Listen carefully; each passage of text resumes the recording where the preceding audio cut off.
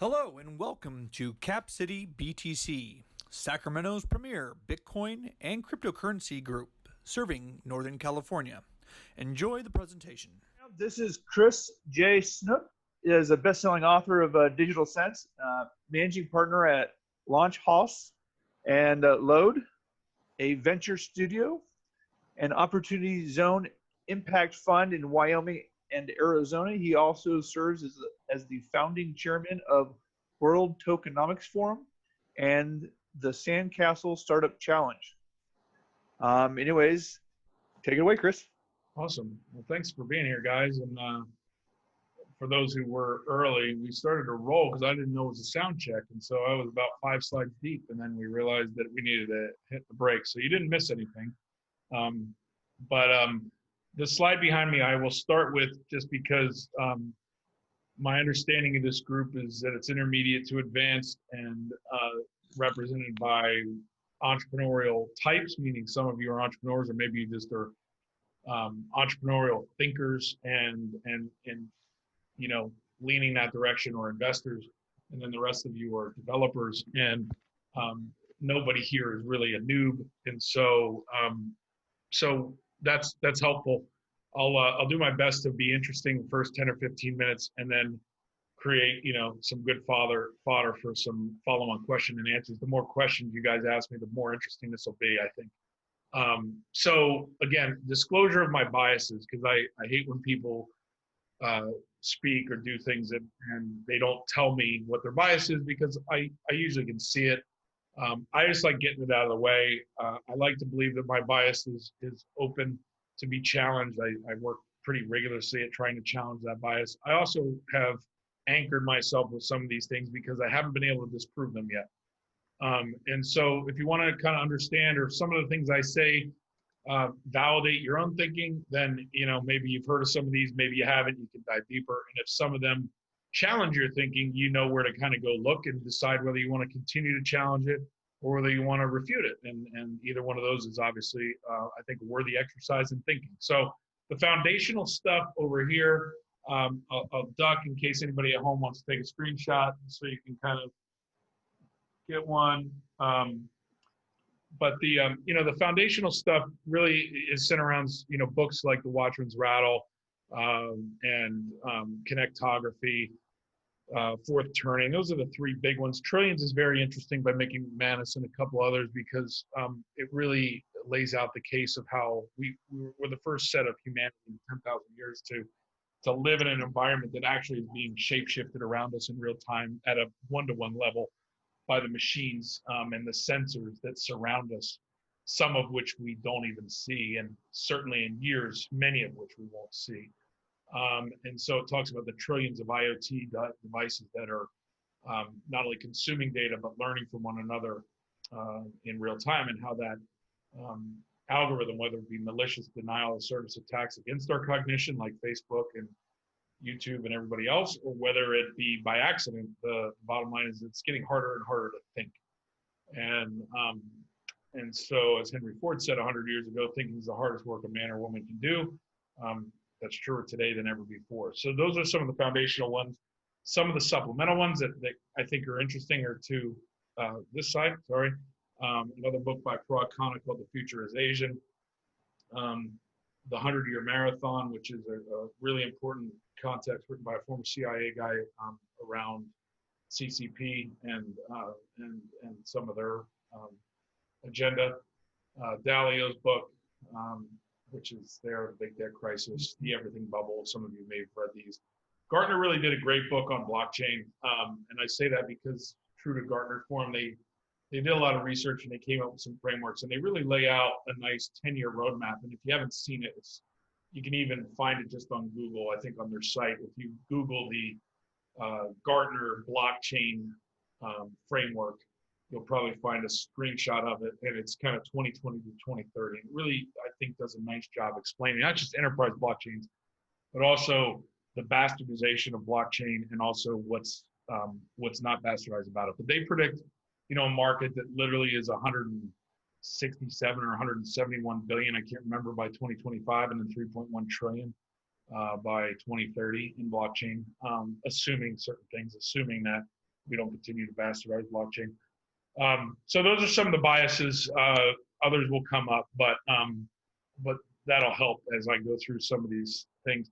I like to start with, I'm going to find another graphic here. I like to start with kind of context around generations, because I'll do some of this from before, because I think it's interesting. Gerd Leonhard's another guy that I mentioned in there. He wrote a book called Technology versus Humanity. If you don't follow him, I really encourage you to follow him. I've been friends with following him since 2013, and just phenomenal value as it relates to looking out 3 to 5 years and really reverse engineering what we're living in today and what's likely to happen.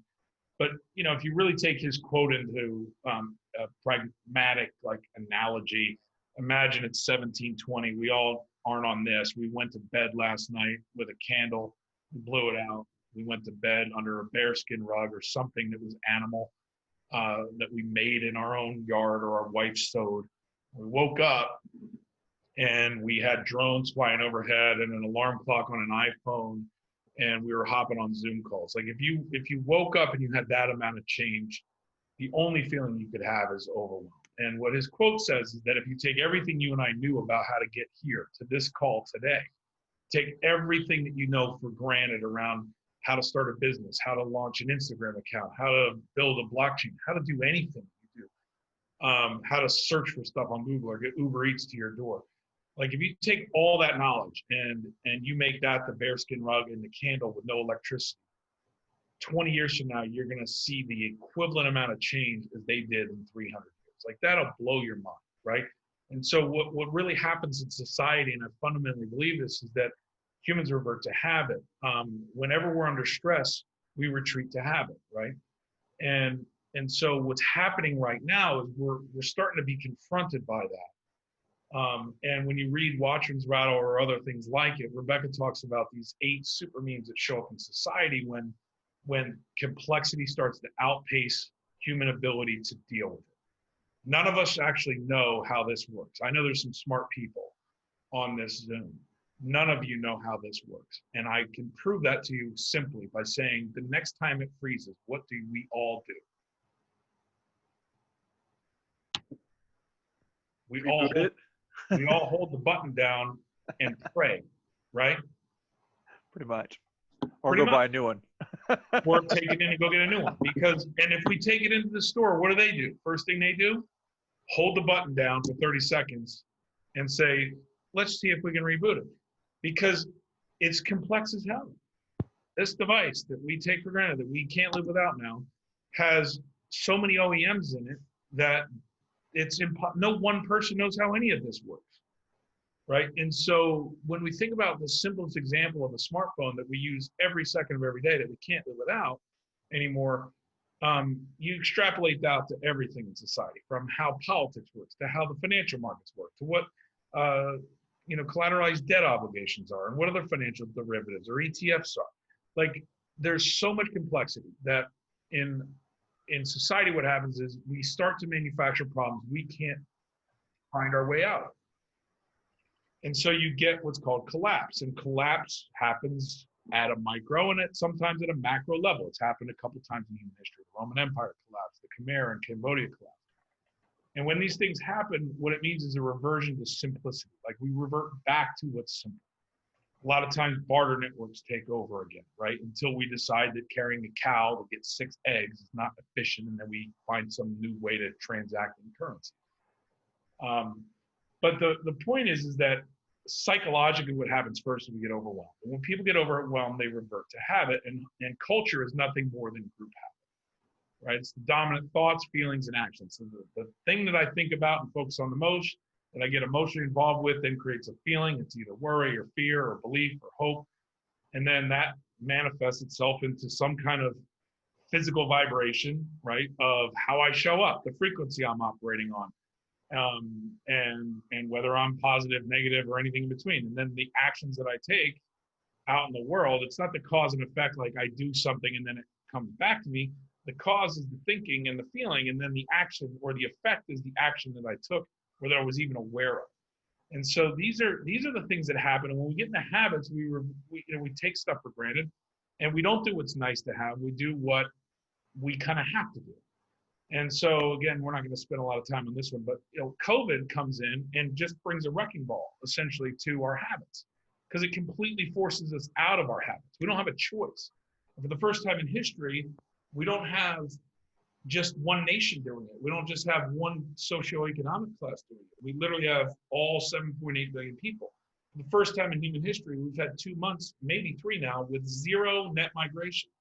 People haven't moved anywhere for the first time in the 10,000 years we've been recording ourselves. Like, think about that for a second. No one's gone anywhere, moved anywhere. No refugees, no nothing. Anywhere in the globe. Like, that's never happened before. And so when the borders do reopen, or when the airplanes and the things do reopen again, people are reevaluating whether they want to be in San Francisco, whether they want to be wherever the heck they want to be, right? Not because they're worried about the next pandemic, maybe they are, but just because they're realizing, wait a minute, do I need this stuff? If I can work from home, or if I can get a new job that will let me work from home, or with more flexibility, not as a perk, but as a mandate. Well, then where do I want to be? Am I paying too much tax? Am I house broke? Am I tired of having roommates? Whatever the thing is, right? So, or do I want roommates again because maybe I'm too lonely? I mean, there's all kinds of sides of this. But COVID comes in and it literally smashes every habit we have. It changes everything we have. And so why I say it's a tipping point for blockchain, it's a tipping point for a lot of things. Blockchain's a good idea. It's a great idea. Distributed ledger technology is a great idea for a lot of different industries. The problem is great ideas don't get scale, right? What gets scale is things that you can't live without, or things that someone deems they can't live without from a financial incentive standpoint, and they force it down everyone's throat. But the change that we're facing now is going to mandate. I mean, how do we get PPP money out the next time? How do we get stimulus checks out the next time? Hopefully not the same way we did this time, right? So you can already see where central bank digital currencies or stablecoins or any kind of at-scale crypto wallet would have been a better way to do it. And how do you vote? Well, we're going to mail in ballots, and then we're going to make around whether mailing in is rigging the vote or whether it's not, and that's not about reality. That's just about, you can't suppress votes as easy when it's something you just have to stamp and put in the mail. There's nothing wrong with mailed in ballots. They're not inefficient. I've been mailing in my ballot for the last decade. But they don't want all of America to mail in a ballot, because then all of America might vote. And so that's step one. Step two is, well, what if I can't trust that? What if there's electronic voting? What if I have a digital identity? And what if there's like now all of a sudden, if I'm going to do those things, I need a real solution. I need a real way to create not only immutable ledgers, but also verify identity at scale in a way that's the inputs are right. And so then you think about KYC, AML, and all the other land grabs against privacy that will and probably might occur, from surveillance capitalism to everything else. Some things will be necessary and net positive. I'm not a conspiracy theorist. I think that there are conspiracies. I think there are cover-ups. I think there's a lot of truth to the stuff that people, tin hat about. I also am just an idealist at heart and believe that humanity is still here because stuff. And I also am not enough of an idealist where I believe that things are going to fundamentally change, where all of 90% of the population is going to become hyper monetary theory and decentralization and fight for it. I just don't see it. I think most people just want to make it through the day.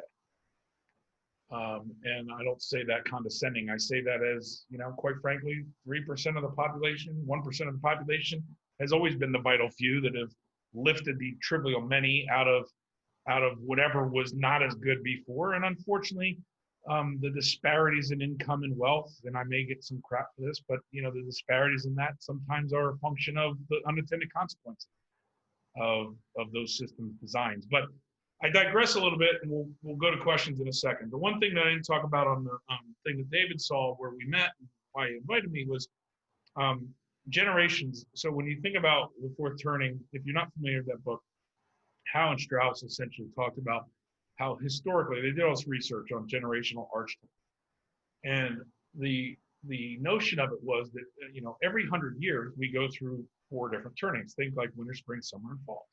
So winter is called the crisis, and then spring is called the high, and the awakening is summer, and then the unraveling is fall.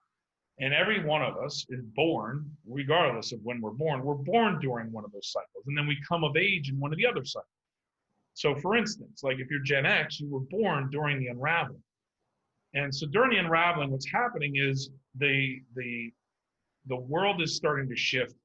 And in order to maintain what the high created and what the awakening kind of perpetuated into the second generation. So for instance, in 1945, we come out of the crisis, we end World War II, Japan surrenders, it's over, and the rebuilding starts, right? We get Bretton Woods, we get all this stuff. And so we enter the high. We are now out of the global crisis that could nuke the whole world and end the whole world and genocide and all this stuff. And now we're into this new world order, right? Of Bretton Woods and America century and all that stuff. And so as we were rebuilding that, those first 25 years, those depression and war generation parents made all the sacrifices leading up to that. They grew up in the depression. So they came out of crisis and they were DNA down to the core as an archetype impacted by that. They made these sacrifices, they start to rebuild. The American dream becomes a thing, and their children benefit from that, which are the boomers, because they're born in the 50s and through the 60s. And they basically grow up with a white picket fence, and everyone has a house and a car and the fridge, and the TV takes off, and like all these new mediums. And it's propagating this American dream, and they grow up in that. And then they come of age in the 70s, and there's an oil crisis, and there's this, hyperinflation, there's all these things. And so now they have to maintain this illusion, this dream that they grew up in the high, this thing that their parents sacrificed for, they now have to work twice as hard to maintain. So they do that while they have us, the Gen Xers. I'm a Gen X.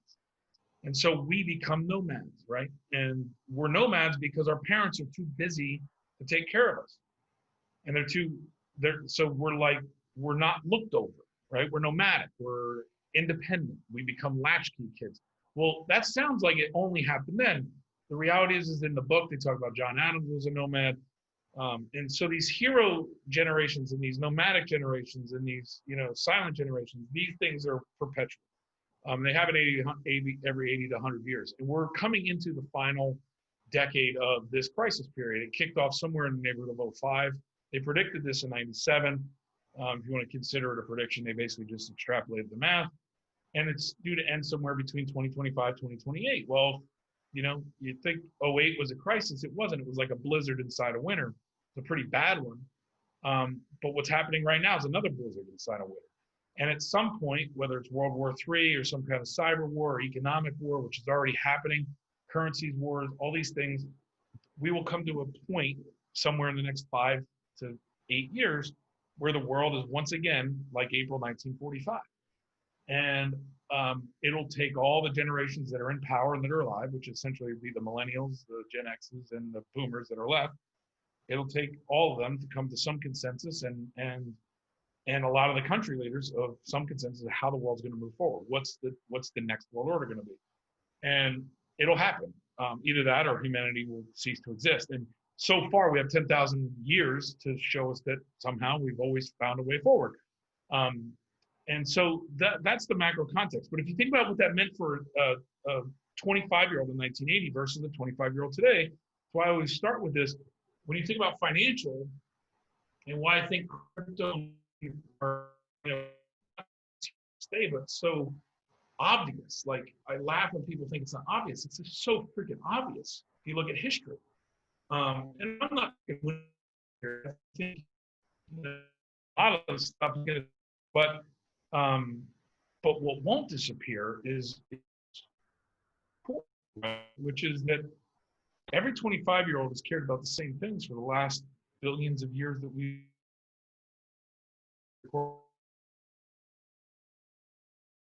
future. They want to maybe settle down and have kids someday. Not all of them, but as a generation, most of them do.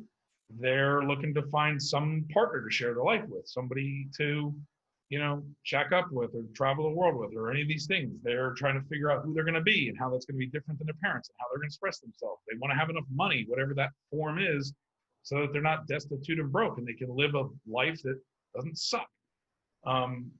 And they want to pursue what they're interested in, and they want to, be healthy, and they want all the same things as every 25-year-old. And they feel a lot of pressure because now, even though today they're maybe graduating to that awareness a little later than before, from 18 to 25, you're not really living in the real world, but you're preparing for it, or you're avoiding it, or one or the other.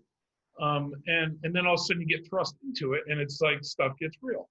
And so in the 80s, when that was going on, you had, if you looked at financial markets, you had Dow at 972, you had interest rates in the teens, housing was affordable, even though mortgages were high interest rate, price compared to what you actually earned as a median wage was reasonable and affordable.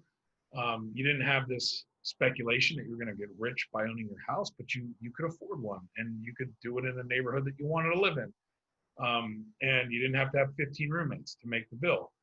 And so bond yields and the yield curve were up and to the right, meaning there was this nice healthy disparity between long-term debt and short-term debt on the yield curve. And so you had nothing but growth, especially in America. So you could buy into equities, and you could buy into the bond market, and you could do that. And so that's what that whole generation did. And that's what that whole meme of everything of like where you should put your money, 401ks, all this stuff. The ERISA Act is passed in the 70s, and defined contributions versus defined benefits, and force everybody to be a retail investor even if they don't know what that means. And index funds take off. And so all this machinery has been the last 40 years. And now you're a 25-year-old and you're looking at it and you're going, Dow's at all-time highs and is completely disconnected from any fundamental business that makes sense. I don't know why these companies are worth this, because I don't see where the consumption is going to come from pre-COVID, let alone now with COVID. I mean, 37 million people are unemployed. So what the hell is going to drive this stuff? Hertz just filed bankruptcy. The other 10 will follow. Like, what the hell is going to happen to these industries? And how is the Dow still ripping all-time highs? Like, I don't get it. I don't want to be anywhere near it. Sure, it might go higher, but it seems like a gamble, right? Bonds are negative on the low end of the curve globally. Soon enough, probably will be here. They're paying 1% on the 20-year note if you're even looking at that. But the bottom line is that most 25-year-olds aren't buying a lot of bonds because they're not ready to retire, and they're willing to take more risk.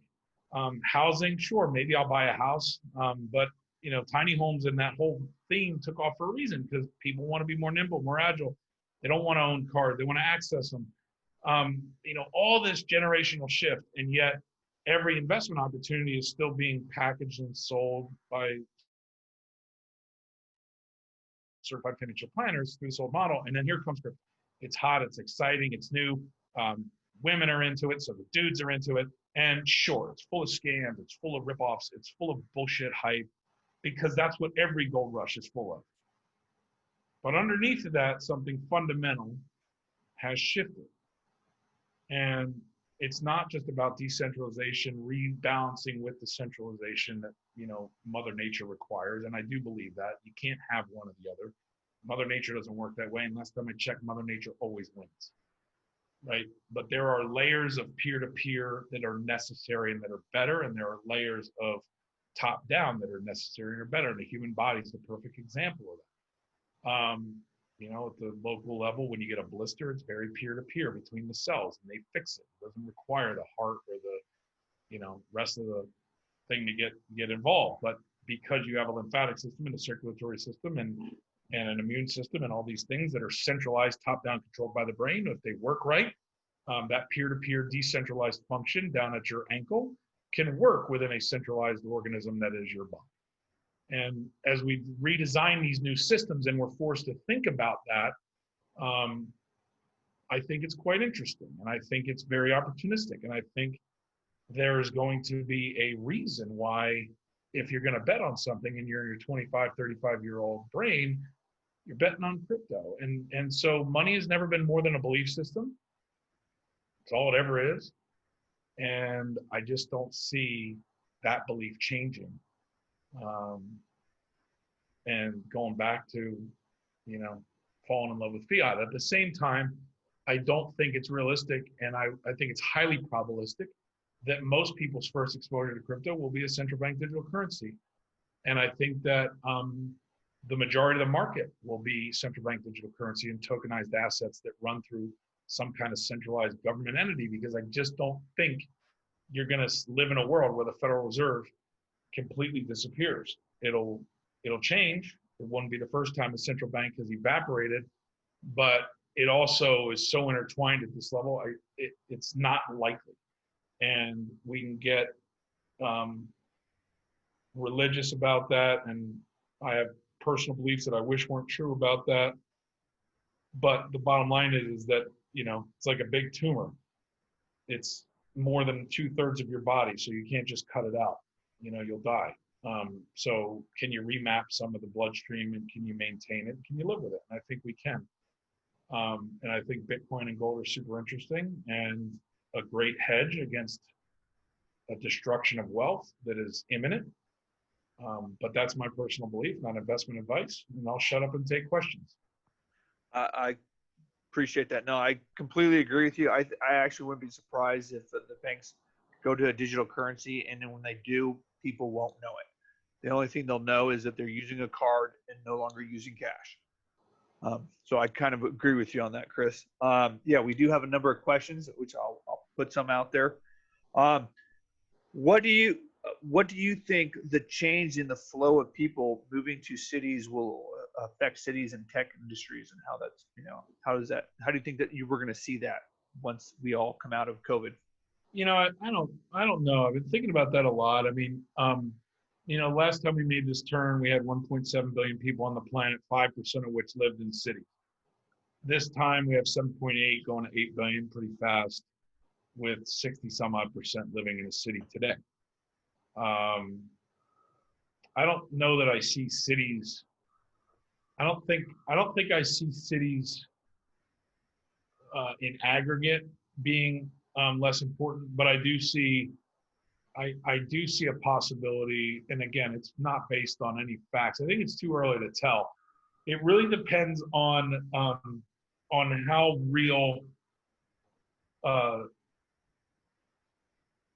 real people believe the impact of COVID-19 was. And I say that because I think you're already seeing the shift of the data the data's changing a little bit. Cases are going down, but it's not really changing. What's changing is the narrative of how bad, like the over fear that started all, which was necessary to some degree because you didn't know what you were dealing with, right? That over fear is now turning into over relaxation. And we've got an election cycle, so that's not going to help. Right? Because we're just going to politicize things until we see what happens in November. Irrespective of what happens in November, the virus doesn't give a crap. So it's here to stay. How bad that is, I don't pretend to know. I'm not a scientist. I try and read scientists and understand what the data is saying. But I also understand humanity. And there's a group of people that will never go back exactly the way they were before. Just like when I came of age, AIDS was a real threat. Now, statistically, my chances of getting it, come to find out, were way lower than what I thought. However, I still to this day, if I was single, I still to this day, right or wrong, would make decisions the same way as I did when I was in my 20s around who I interacted with and in what way, because it was that deeply embedded in my consciousness that this could kill me, this could take me out, that it shaped a generation. I think debt has done that for millennials. They were 12 years old or maybe a little older in 2008, so they didn't really know what was going on, but they were old enough to know something was going on, and some of them lived through foreclosure. Some of them lived through things, and they chose to be more entrepreneurial, or they chose to maybe take on less credit card debt and things like that because of that. And they're maybe more financially astute than their counterparts before that because of that. Like, we were more safe with our sexual practices than they are being. Because I don't know too many millennials that use condoms on every outing right now. And so it's amazing how these things happen generationally, right? what we fear and what we protect against, whether it's rational or not. So I think there could be a movement to suburban, especially with the work from home side. But work from home is statistically very bourgeois, right? It's like if you have a college degree or better, I think I read a stat the other day that said 67% of you work from home. If you don't have a college degree in this country, the stats say you basically don't have the choice, because your job is a labor type job or an hourly type job, and it requires you to be there. And whether that means you're a grocer at, Fry's or Walmart, or whether you're, doing garbage on a truck, uncollege educated people don't have the option to work from home yet at scale. And so they're not going to leave cities, or wherever they are, right? Because they're not going to have the same flexibility. For those that are, I could see, a shift to all kinds of things, from smaller to urban. I do believe there will be some immediate backlash. I don't think it'll last forever, but I do think certain cities that are overpriced, like San Francisco, like New York, will get hammered. Well, one thing I thought was interesting about that, and just to digress on it, is I saw somebody posting, hey, this would be great. Twitter announced that they're going to be able to work from anywhere, employees, because they're going to be, don't need to work at the office anymore. And somebody was talking about benefits and all that, and I was like, well, what benefits? It's like, at this point, if you lose the interaction of face to face with other employees, you're just another peg in the wheel at this point. And now if you ask for a raise or ask for benefits, they're just going to go find somewhere else in the United States where someone can telecommute and, is willing to accept a lower pay. So it's going to be I think it'll be interesting. I mean, the talent wars have been going on for a while. Yeah. I think they're only going to heat up. A lot of companies that froze hiring, that I know, some publicly traded companies that I talked to, that froze hiring the last 3 months. Part of why they froze it is, well, let's see where our cash position is. Let's see what happens to our customer base. Let's be cautious. But on the other side of that, it's strategic, because they know that a lot of people are going to go away. A lot of companies are going to lay off 3,000 here, like Uber did, or 2,500 here, like Airbnb did. And those are smart ass people. Yeah. Talented people that you can't get. And so if you're cash rich and you want to steal talent at a discount, no better time than the next 6 to 12 months, because people will be out of work, talent will be out of work. It won't be as easy to rehire and justify new hires. And the companies that are hiring will have 10x the level of qualified people applying for jobs. And even if the pay rate is the same, which I doubt it will be, I think there'll be a slight discount. But I think in some cases it's going to be a great talent migration, from company to company. And I think it'll be less geo-dependent for the first time ever, because work from home was kind of part of that flexible, we let you do it sometimes lifestyle, come work here. And now there's like almost this, in some cases, you've got companies like Twitter, you've got crypto companies like Kraken who've already been doing that literally have 3 tiers of pricing, and that's it. And it's transparent. If you work for us and you live in a tier 3 city, you get paid X for this job. If you live in a tier 2 city, you get paid Y. And if you live in a tier 1 city and we think you need to stay there, you get paid Z. Other than that, you can live anywhere in the world. But if you go from tier 1 to tier Z, same job, different pay. And they're transparent about it. And that's kind of cool, right? You don't like it, but at least if you're an engineer working there and you're in a tier 2 city, the engineer in the tier 1 city is making 20% more than you, doing the same job, but he also has 20% more expenses. And he doesn't have to live there. He could choose to leave it. So I think there'll be enough use cases of that where it's going to put some real pressure on. I mean, what Zuck said the other day just blew me away. Either it was the worst headline ever, and I know people love beating up on him, or he's just that out of touch, which might be true too, with social, graces. Like, to sit there and say, I'm going to pay you less, if you want to work from home or leave, probably not the message he wanted to get out, as 37 million people are filing for unemployment and everyone already hates Facebook, right? But I do think that there's an approach where that will be the case, where people will artfully do that and create tiered strategies. Well, they'll be sold off as a benefit. If you want to work from home, this is, Yeah. And, some people don't, right? So some people don't want to work from home for any number of reasons, but they'd like the flexibility to work from wherever they want to live. And, I think you're going to see what you're going to see a lot of. And by a lot, I mean, I think it'll become a thing where we're reading about it. It'll reprice certain markets. I don't know which ones. We will see a migration back to multi-family homes, multi-generational homes. If you look back at the Great Depression, people lived all under one roof. Mom, dad, grandma, kids, dog, right? All that stuff. And then we came up through the last cycle of the high and the awakening, blah, blah, blah. And obviously, everybody needed their own thing. I think we're going to move back to that. You've got a pension crisis that's looming, and I don't see any way out of it, meaning that at some point, whether it's Japan that sets the first domino off after they nationalize all their debt, which they're already at like 95% of, and then they do a debt jubilee, and then that triggers the dominoes of the ECB and then ultimately here, whether we want to think it or not. If something like that happens, every insurance company, every hedge fund, everybody that's long against that ever happening is gone. And that means that mom and dad's income, for those of us who are under the age of 50, is gone. Sure, everybody's debt free again. Sure, everybody gets debt jubilee. Sure, no credit card debt. Sure, no student loan debt to pay back. Clean slate. Here's your new money that gets issued through a data dividend or something UBI-ish.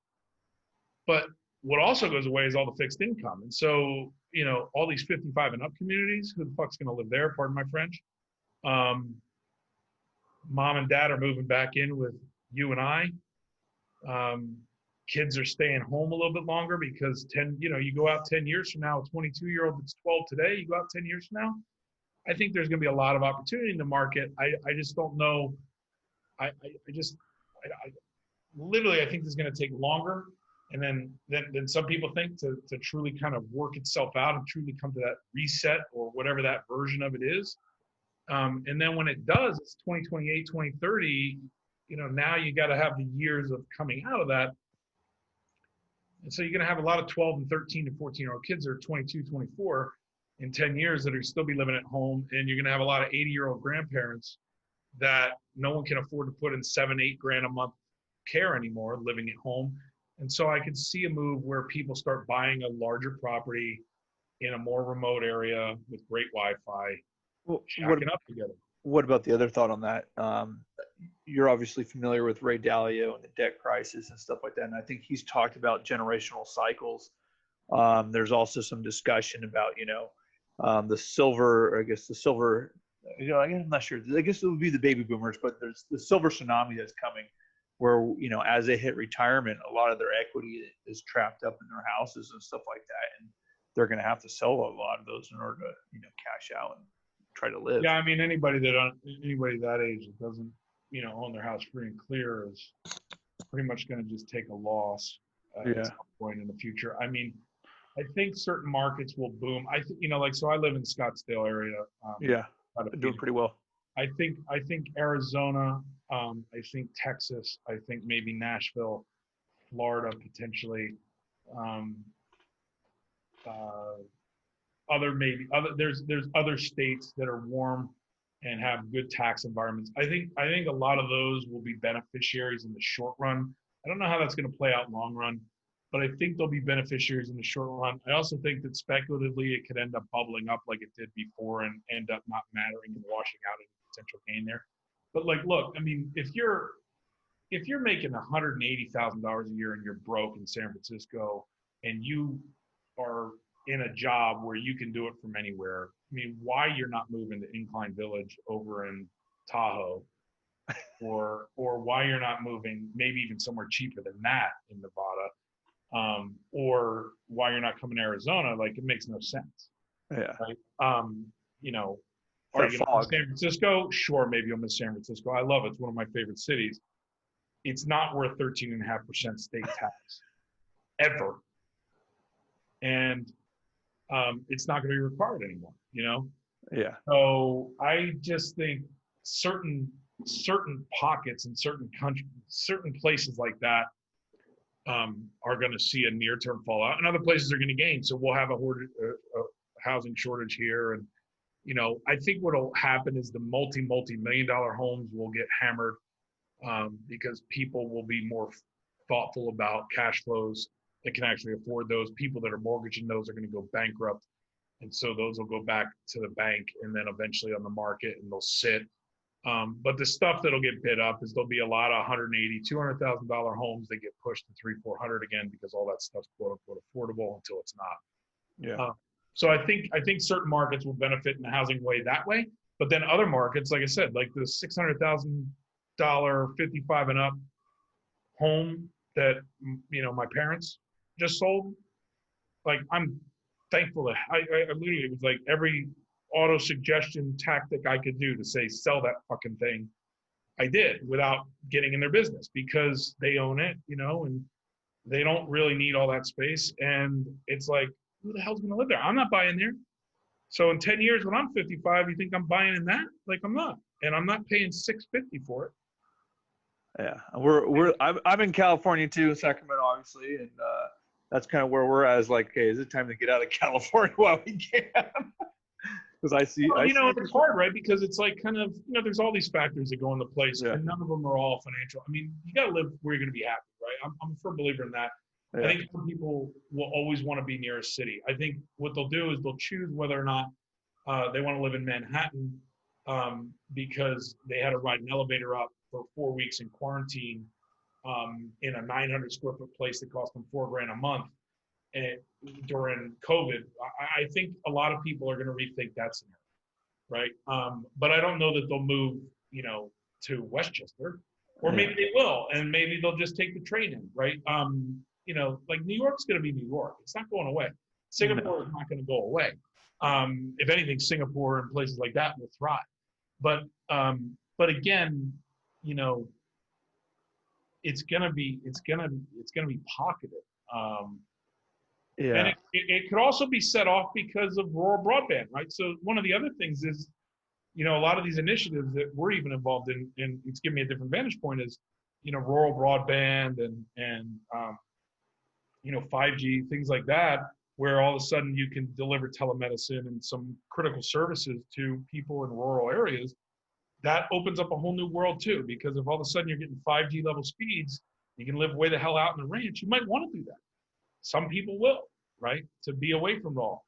Personally, for me, I like to be able to walk to nice restaurants. And so I'm always going to live somewhere reasonable to that. But I don't want to be, I live kind of in a weird environment that's got the best of both worlds. I feel like I live in the country, but I can walk, 300 yards and be at a 5-star Italian restaurant and Mexican right next door. But I'm not in a big city, yet I'm 17 minutes from an international airport by car. So, I found this to be what works for me. And I think what people are doing is they're figuring out what's going to work for them at scale. And that's the big conversation. Is we don't know until it opens up. Yeah. But what we do know is everyone's been thinking about it because their habits got broken. Now they've had time to think about it. So what did you think of Elon Musk selling all of his assets and going cash? I mean, there's two camps in Elon. Yeah. I'm on the side of, for the most part, I'm a fan. I just, whatever. I mean, I don't beat him up. I think that, a lot of times we look at, what one person says, and especially someone like him, and we make it this big signal. I mean, look, the bottom line is that it's smart. Yeah. And I don't think that's a shock to anybody. Anybody who literally slept on a couch with Adeo. I mean, I know Adeo Resi because I spent some time with 7 years mentoring with Founder Institute, and Adeo's college roommates with Elon. And so Adeo told me that, when he wrote the $40 million check, which was the last $40 million he had from his PayPal windfall into Tesla to save it, after he already had written the other two $20 million checks into SpaceX and Solar City or whatever. When the guy rolls $100 million of his $120 million cash flow that he didn't spend on houses and stuff into 3 very high risk bets against, entrenched industries, he doesn't care about money. Yeah. No, So for it sure. doesn't shock me at all that he'd be like, I'm selling all my crap now, like whether he does or not. Who cares? Yeah. But the point is that, I think we're all selling stuff, right? We don't need Yeah. all that. Well, he made a comment that he would rather focus on his business, I think. Yeah, and I think that that's probably who he's always been. And then, like all of us, you start to accumulate, even if you're Yeah. not an accumulator. And then you get to a thing like this and you go, I don't need any of this crap. This doesn't make me happy. So one question is, what's your take on a meme of the collapse of the U.S. bonds? Now, I haven't seen the meme myself. Obviously, you're a fan of Real Vision Finance. I am too. We both probably have an opinion on the bonds. Personally, I think that's going to be where we see the next big collapses in the bond market. That's just my opinion. What's your thoughts? Not sure. I mean, my thoughts are that, the old meme was you can't lose money in bonds for the last 40 years. And that was true. That was true. For 40 years. And it was true for 40 years. And I don't think it's going to be true the next 40 years.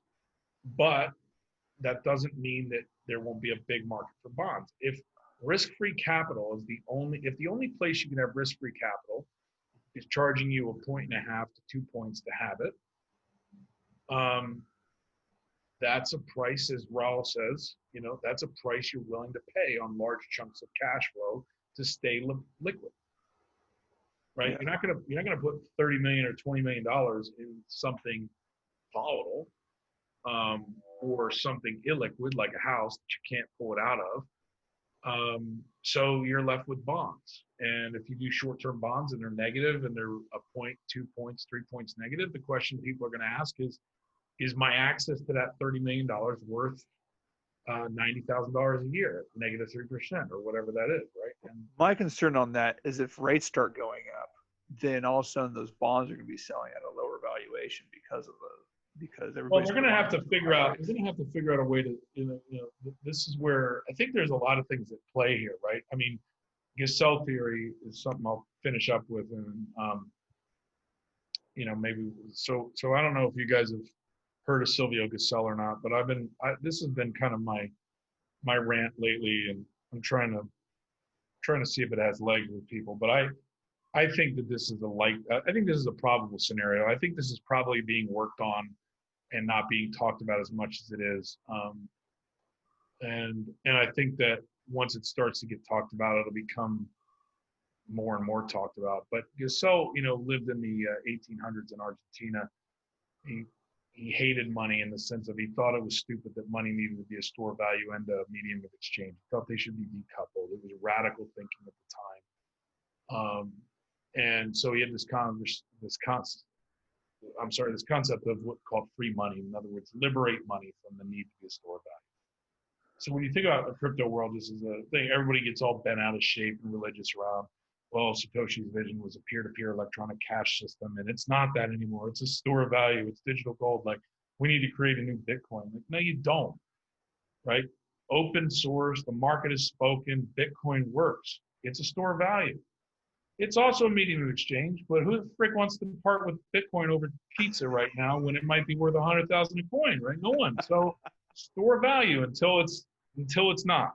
And then maybe it's both, but maybe there's something else. Maybe Lightning kicks in and that's the way that you transact. Or maybe Bitcoin Cash does have a thing and it survives a 51% attack. Who the heck knows? But stop getting religious over this stuff. It's like kind of the thing back to Elon that I like about Elon is when he opened up the patents and said, I'm not competing with other electric car vehicles. I'm competing against fossil fuel, right? Like, it's the same thing in crypto. It's like, we got to stop getting religious about crypto. No one cares yet. It's too freaking small. It's $170 billion market cap on a good day, right? It's nothing. And yet it's everything because it ain't going away and it's the future. So I say not that as a disparity. I just say that for like context. Like, literally hedge fund managers that are managing trillions of dollars don't even see value in it yet. Not because they don't believe in it or think it's rat poison. Some of them do, but they just don't know it. The ones who know it just can't see enough delta. Like, I read a guy the other day said, if it goes from 9,000 to 20,000 and I own $50 million of it, I'm managing $1 trillion. It doesn't matter. It doesn't impact my net ROI enough for me to justify having a position. And Paul Tudor Jones comes out and says he's got almost 2% in it. What is that, a signal? That's a real signal, because here's a guy who does manage hundreds of billions of dollars or whatever. And if he's saying he's got 1 to 2% in it, what he's thinking is it's 100x or nothing. And so to allocate up to 2% of my portfolio into something that might go up 100x or go binary to zero is an arbitrage bet I'm willing to make, because at 100x my 2%, that's real money. In other words, if I manage $100 million and I got $1 million in, and at 100x, it returned my fund. So this is an asset with very low risk. If it goes to zero, I lost $1 million. Big deal, right? I lost 1%. If it goes to $100 million, I returned my whole fund. So now that's a signal of somebody believing, but he's still early. Now more and more guys like him are going to get in, but he's still early. And most of them are waiting until it's at 55K from stuff I've read, because that puts it on par with the market cap of gold. And that's when some said, oh, I'll start watching it. One hedge fund guy said when it hits 350, we should probably own some. So the point is that, okay, that's all well and good for maximalism and for people that hodl Bitcoin and things like that. But that doesn't solve economic growth, right? And printing stimulus money doesn't solve economic growth. So here comes Gesell. So MMT, modern monetary theory, right? We can print without hyperinflation, because as long as we're creating new money through the lending system and that's creating actual economic development, then everyone's printing all at the same time. And so the dollar is not going to get out of whack as far as be at risk for hyperinflating anytime soon. If anything, it's going to be at risk for being too strong. And so we've got to print more of it. So that's what's going on. But printing money doesn't create economies. It doesn't create jobs. It just creates liquidity in the system. There's still no one driving anywhere. And so what Gesell said was velocity of money matters. And if you saw the stats today that Remy Tito put out from GMI, I know, David, I think you said you're a fan of Raoul's, but his partner at GMI, Remy Tito, put out a thing about the velocity of money has been steadily declining, not just in the US dollar, but across global currencies since 2011. Why is that a problem? Because the velocity of money is what actually makes economies work, right? Liquidity traps, when people put money under their bed or the velocity slows down, that's what makes economies stall. And so in order to have velocity of money, you have to have an incentive. So Gesell, back in the late 1800s, came up with this radical concept called free money. And essentially it was expiring money. It was like, I give you $4,000 this month, and on May 31st, it expires, it's worth zero. What are you going to do with it? You're going to spend it, right? And so if you have a legal tender that is quote unquote Gesell type money, it is mandated to accept in that location or in that city or in that state or whatever, and it expires. And so if you're, I think I heard Japan actually use that. I think I heard that Japan there's been used different that. attempts at it, and he actually even considered it in the 30s and 40s during our Great Depression. Roosevelt considered it before he confiscated all the gold. They ended up going a different direction and doing the gold thing. Yeah. And that became a new deal. But they considered Gesell theory, and then ever since then, Gesell's been forgotten. And Keynes literally called him a forgotten prophet.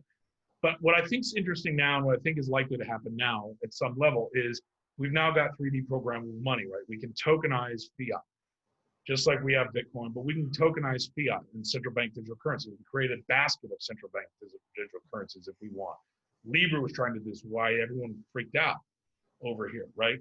And Libra will still do it. But the point is that somewhere, somehow, some way, a couple of countries or a couple of people or some corporate is going to sit there and start basically compensating people with some kind of Gesell type money, where it's got rules of space, and it's expiring, and it's redeemable at all these places of commerce, and it's what you get paid in, and it expires, and it's trackable. So if you want to save it, you're going to have to use some of it to buy Bitcoin, but they're going to know you bought Bitcoin.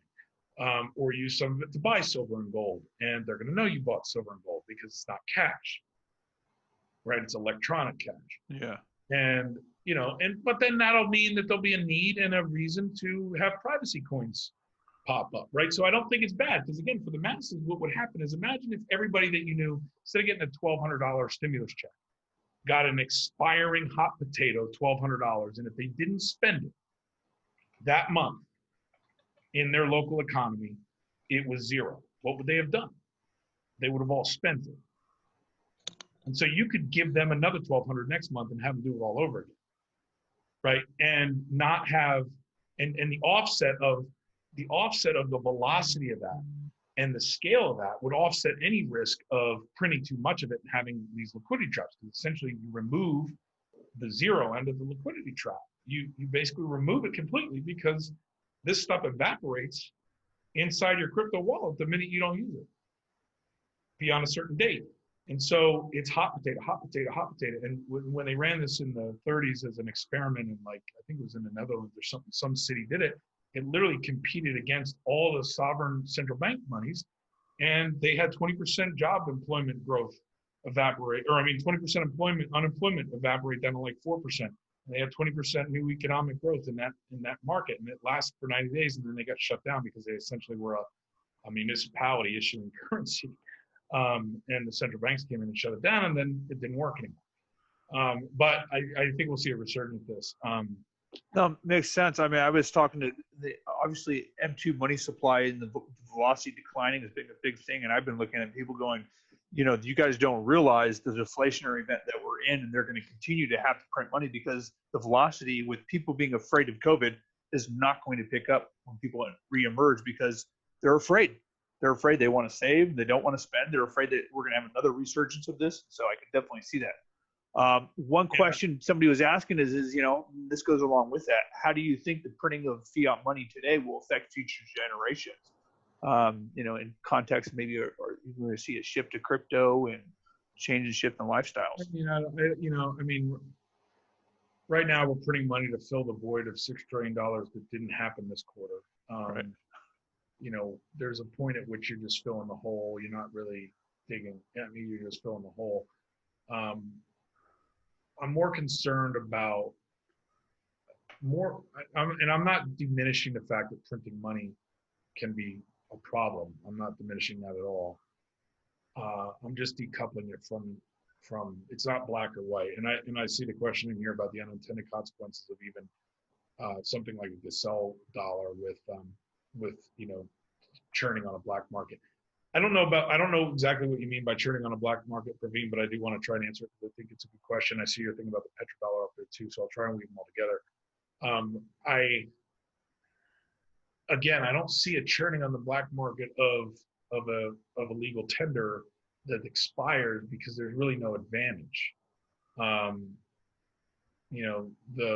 beautiful thing about that is so here's what I wish would happen. I am not for UBI and not against it. I believe that it's the right conversation to have based on a different metric, which is that 2 years ago, and I haven't seen a number more recent or I would quote it, 2 years ago in a Cisco report, the amount of data exhaust thrown off globally was 400 zettabytes, which is 400 million gigabytes. And so that's the exhaust. That's the data that nothing happened with. The pure exhaust, pure waste of us walking around with one of these in our pocket, doing whatever we do throughout our day. And if that data is 2 years old, you got to believe that's probably over 1 trillion zettabytes by now, because we haven't stopped, consuming stuff. And given COVID, we've streamed more. So the point is that technically, regardless of how rich or poor any of us are right now, if we can get out of the whole needs-based UBI conversation of, people need a certain level of income and certain people don't need the income, we can just get more Ayn Randian about it, but at a, I think, equitable scale, which says, even if you're Bill Gates, you're still kicking off data. And if you're willing to be compensated and have that data de-identified, then you're going to get whatever that check is, $4,000 a month.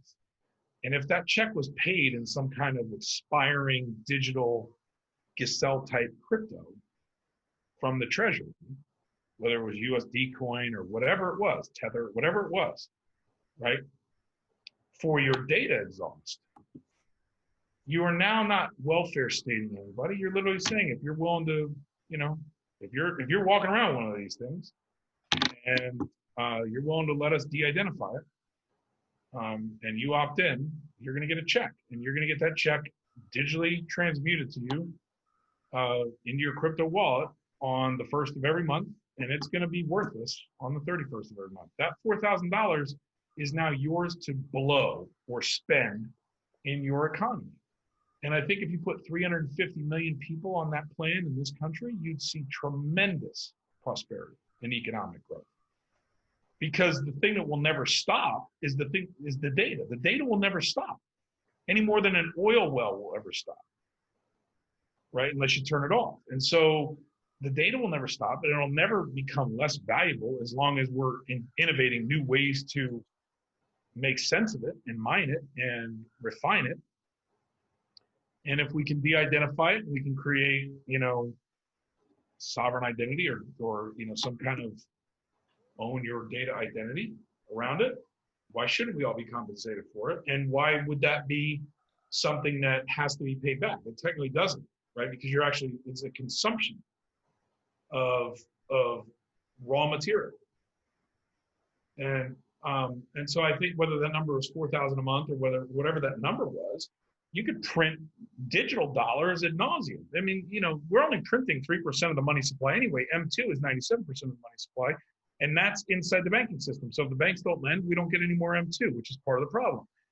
So we're printing $6 trillion, but that means that that's 3% of what we're hoping to get out of it from a total money supply standpoint. The way the banking system works, and whether they do or don't do that, yeah, that could be an issue. But when we're talking about this, we're not really talking about printing anything. We're literally talking about purchasing with expiring cryptos data that is also going to be eventually worthless if we don't mine it. And to do that at scale where it creates a universal basic income off of value versus off of need. Need is too arbitrary, right? Data is. So you can quantify how much data I kick off. That's easy. How much money do I need? You can't quantify that because we all have a different answer. So that's what I hope would happen. Would you quantify that? Would that money be based off of, you think, a base level of needs, a basket of goods? Say that again. So that money that you're talking about them possibly distributing that would expire, would that be based off of a general basket of goods, you think? Yeah, it could be. I mean, it could be Okay. big. I mean, it could be regional. It could be, federal. It could be.